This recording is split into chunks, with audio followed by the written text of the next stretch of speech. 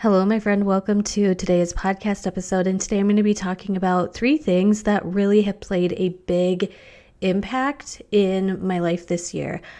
I think I became reflective on where I was in December of 2022 to where I am now, because I'm really seeing in hindsight how a lot of things have played out over the course of from then to now. And also the planner that I use has a reflection tool where we kind of reset quarterly. And as this planner sits out on my desk, I look back over what I was doing, because really my planner is a look back on how I've been spending my time, what I've been prioritizing. And I really have narrowed it down to 3 things that have made a huge impact in creating change and momentum and excitement back in my life again. So I'm going to be sharing those things with you today.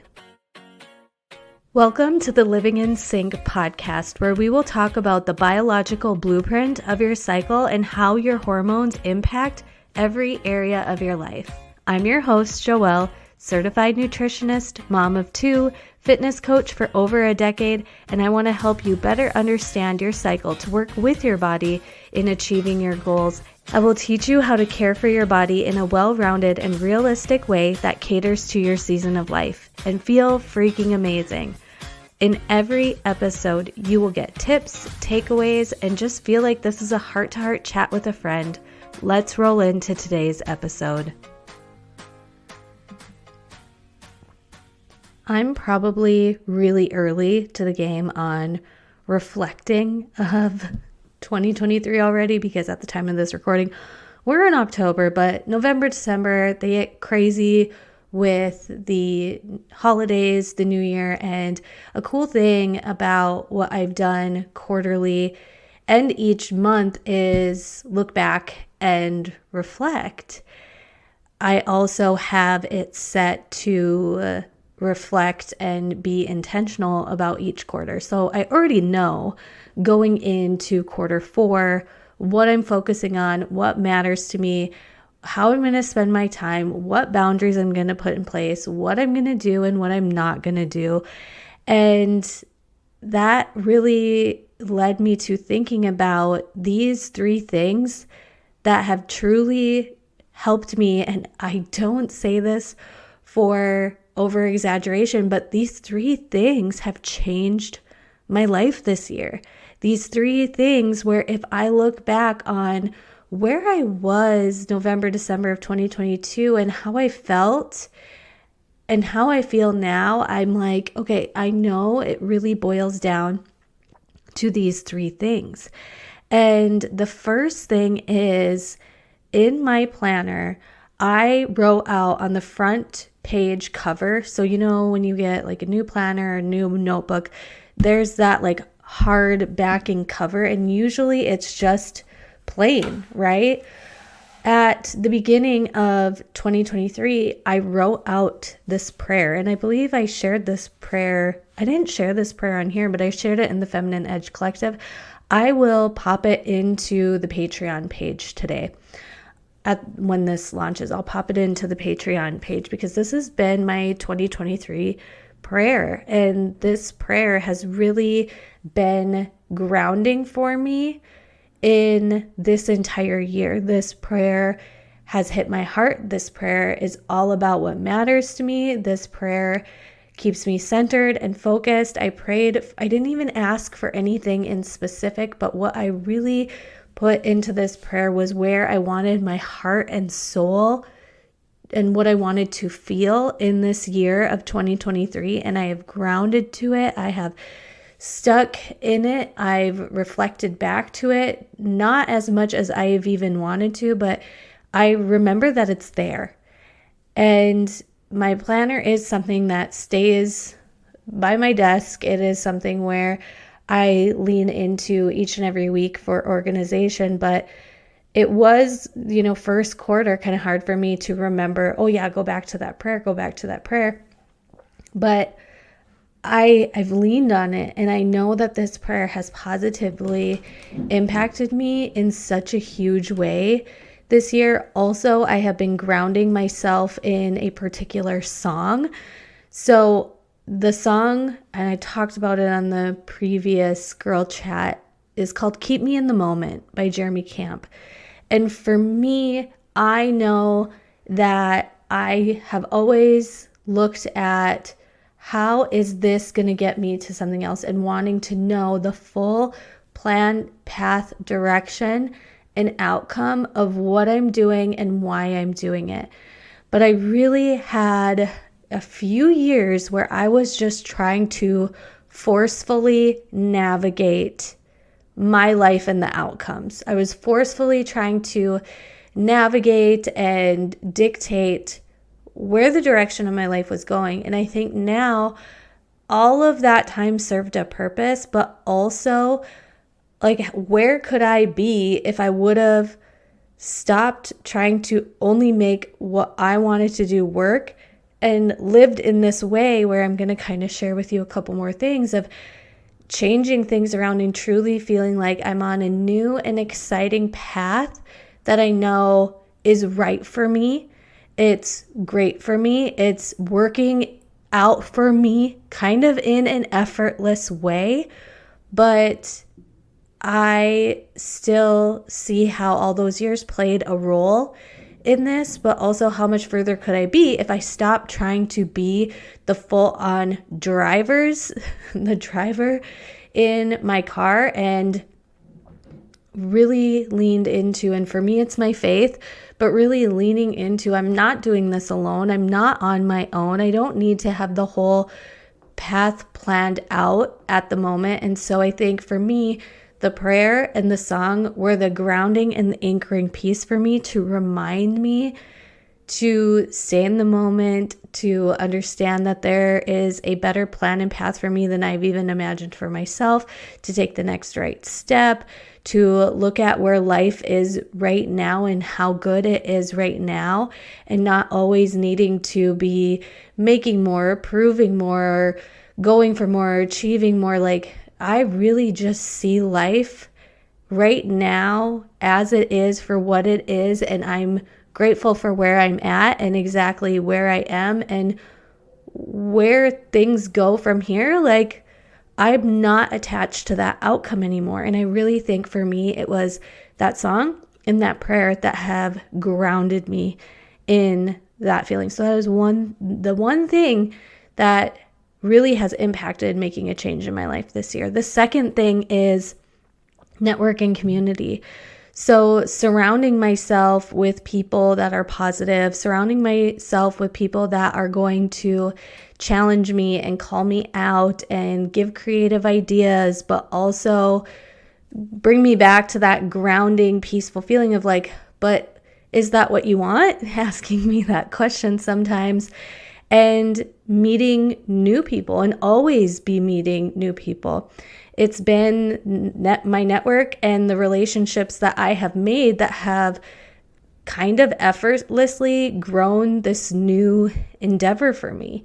When I was really building my network marketing business, I networked and cared for people that were just genuine in the industry, became friends with them. That friendship was genuine. And while we don't have enough space and capacity to hold all of the friendships that we wish we could, I truly feel like it has been being kind, being understanding, being in community and friendship and understanding that has led me to building the network that I have and the relationships that I have.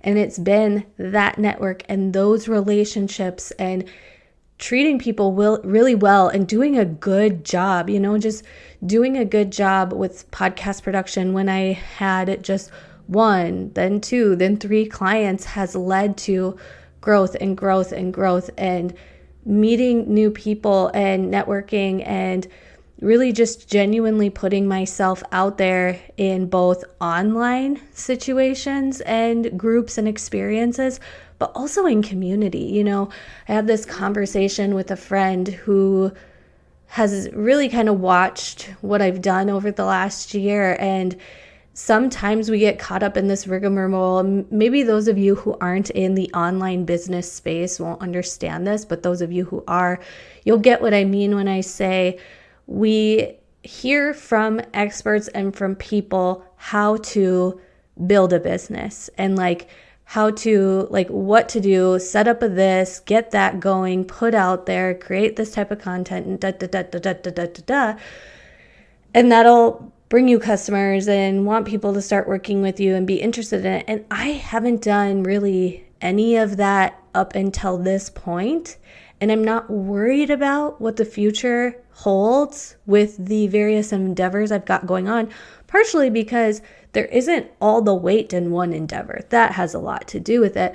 But going back to the following the plan that everybody else is telling you to do to build an online business, I really haven't done all of that, and I'm almost at, because I don't want to say I'm at capacity with what I'm doing with podcast producing, but I'm almost at saying like, this is where I'm at with the number of hours that I want to work in a week. You know, my human design is I'm a generator, so I now have a better understanding of myself and why I just now can say unapologetically, I like to work. And in the times in my life where there was no work to do, I was not happy. And in the times where I've had work on my plate, I get energy from that work. I get energy from it. And I have less free time now than I did a year ago. I have less free time now than I did 2 years ago. But genuinely, I love how I spend my day-to-day more now because I actually have work to do.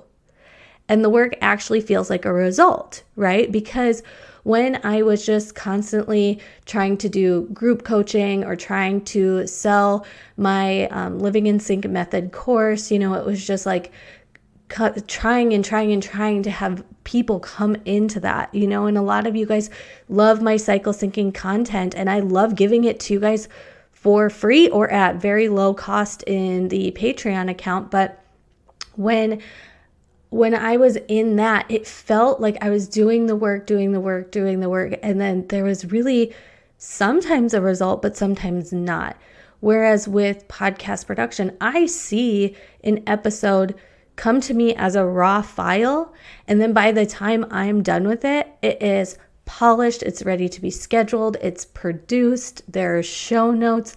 I love the ladies that I get to produce for, so when I am listening to their shows, I am learning, and it's just been kind of cool.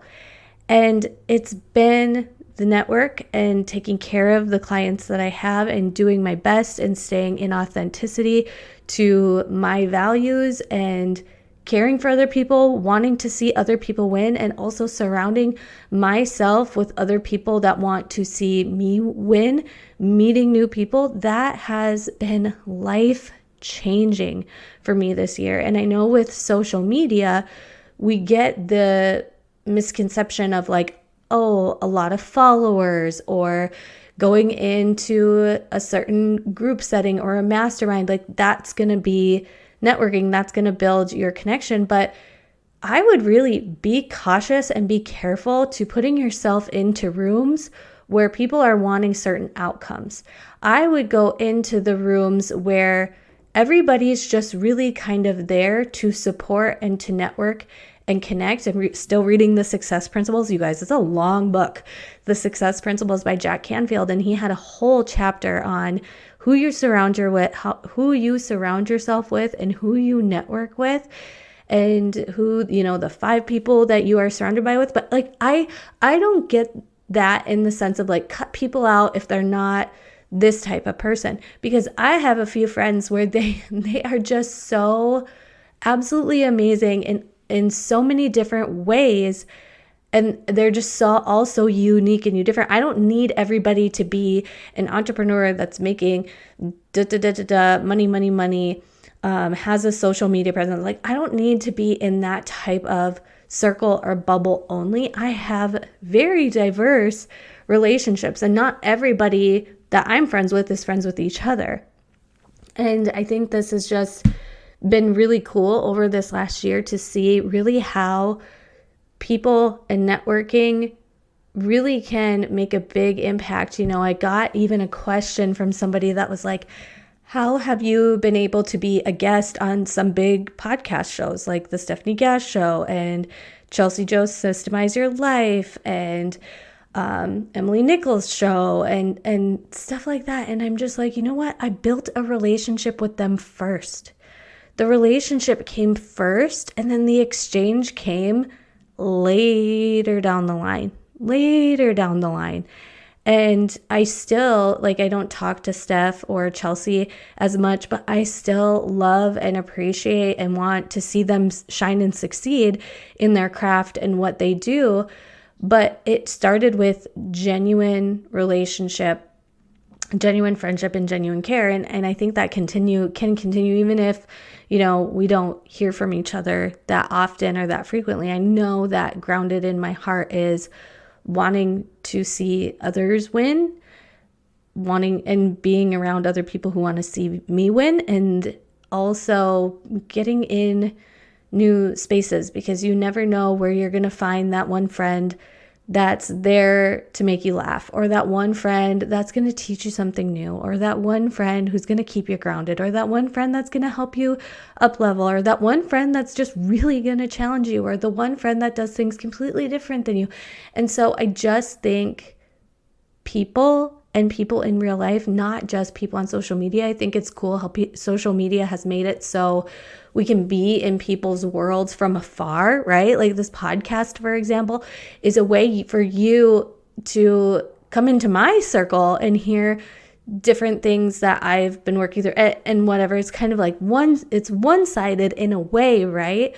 But because of podcasting, because of social media, there's this I can see how I can learn from others from afar. But I think there is still just that, and it's becoming a lost art of internal network with where you are. And it can be the way that changes a lot of things.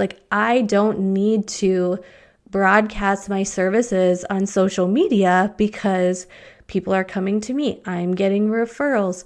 And I also have clients that are wanting to continually work with me, right? So that has been just really life-changing for me this year. And then the third thing is taking one small action step at a time. Really not worrying about what the far off picture is going to be, or when I'm seeing something that I want to do, getting overwhelmed in the details of there's this way, that way, this way, that way. I need to have it look like this. I need to have it look like that. And it's just about doing one small step at a time. And oftentimes that one small step it's just going to look like one small action thing. You're not going to know what to do next. And it's not until you take that action that the next thing is going to come about. And then when you take that action, then the next thing is going to come forward. But you just need to take that one small step at a time. And I really leaned into this. It was really around spring of this year. And I realized that this is my time management method. And so that's why I created the mini course, the Intentional Productivity Time Management mini course for you guys. Such a steal at $37. I'll leave it in the show notes. But it's all about, this is the method I use. Step one is I acknowledge what season I'm in and what matters to me. Then I learn how to align and live my life daily, taking small steps moving forward, that I'm making sure that those small steps I'm taking reiterate to step number one is defining what matters to me and what's important to me. So then when I am living in my day-to-day, I'm not overwhelmed because I'm not thinking about or doing all of the things, and I'm also not comparing myself to others. This time management method is all about focusing in, putting your blinders on, understanding what season of life you are in, what is important to you, and then how to make your time management work effectively for you based on your life and not anybody else's. So then the blinders are on. Like, I can look at other people and what they are doing, and I can applaud them and be like, I think that is so awesome. And also, I feel really sound and steady and confident in what I'm doing, how I'm managing my time, because I'm living in alignment to me, what I've got to get done, what I want to do, and where I want to make sure I'm prioritizing my time.